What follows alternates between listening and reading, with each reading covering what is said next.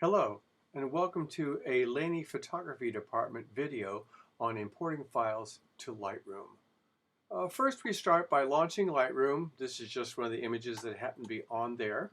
And you'll notice this is an operational tableau for modifying and processing folders, main picture, a lot of information. But we want to import. Down in the lower left, import, export, we press import. We get a whole new window. It's the import window. The first thing we do is we make sure that it says copy up here. Sometimes it goes to add or copy as DNG. I have no idea why, but it has to be on copy. Next thing we want to do is we want to go over to the left here and take a look at source. Nikon D7000 is my camera. The Maxim is my hard drive as a source. The Safe is the backup hard drive, which is the source. Mejia 3 is just one of my flash drives that has the images on it, and this is my SDAC card from the Nikon camera. And I'm going to open it up and go down to the root of it and find my images, click on it, and my images, the very small previews, are going to come up. The first thing you're going to notice is there's some that are grayed out, and that's because the way that I've set it up, I do not import suspected duplicates. That is, I've already imported these. I don't want to waste time importing them again. That's a feature you can turn on or off. I do like it. But in order to describe what we're doing, I'm going to uncheck them all, and I'm going to say I want to import an image. I'm going to import the picture of my target. It's the color checker. Sometimes that's a nice thing to have. And I uncheck it. Now it does not want to be imported. I'm checking it. It wants to be imported. The next thing I can do is I can select something.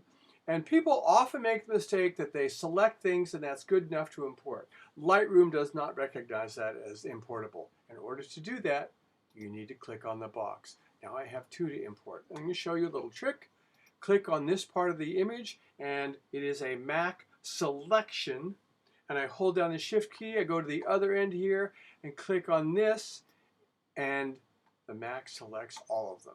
So it's a very efficient way to make selections, and you can click on any box in here. Let's just pick this one, and all the boxes are selected. And all the boxes are now chosen and ready to be imported. Check our file handling. We use standard previews. I click on Don't Import Selected Duplicates because it saves me time. Go into File Renaming, I click on Rename Files, I choose Custom Name and Original File Number, which the original file number is what you get in the camera.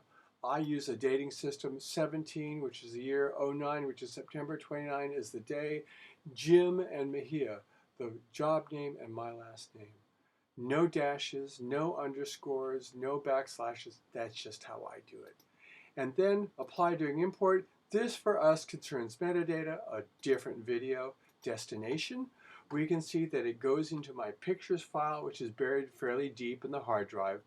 Often in academic computers, you'll go into a student file. Always just give it a look to make sure it's not in some other weird place. Okay, now you can press import.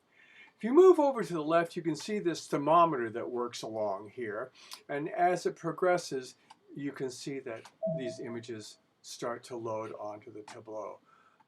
You can change the size of these thumbnails with this little slider here. But in the meantime, you're building standard previews, and they make larger previews so that you can work on them. It doesn't open up the whole file when you work on them, just a standard preview, easily large enough to do what it is you have to do. So there you are with importing. Thank you for your kind attention.